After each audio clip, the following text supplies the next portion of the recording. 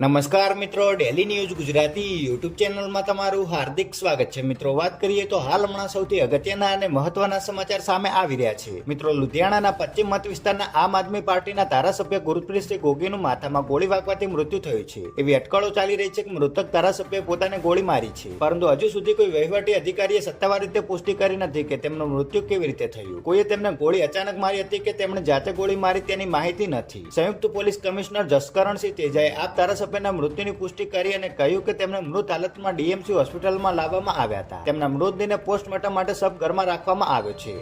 આ ઘટના મોડી રાત્રે 12 વાગ્યાની આસપાસ બની હતી. પોલીસ કમિશનર કુલદીપ ચહલ અને ડેપ્યુટી કમિશનર જીતેન્દ્ર જોરવાલ ડીએમસીએચ ખાતે હાજર હતા. આમ આદમી પાર્ટીના ધારાસભ્યના નિધન બાદ તેમના સમર્થકો લુધિયાણાની ડીએમસી હોસ્પિટલની બહાર એકઠા થવા લાગ્યા છે. ઘટનાને ધ્યાનમાં રાખીને હોસ્પિટલની બહાર ભારે પોલીસ બંદોબસ્ત ગોઠવી દેવામાં આવ્યો છે. હાલમાં પોલીસ આ મામલે કોઈ ખુલ્લીને માહિતી આપી રહી નથી. પોલીસ અધિકારીઓના જણાવ્યા અનુસાર તેમનું મોત ગોળી વાગવાથી થયું હતું.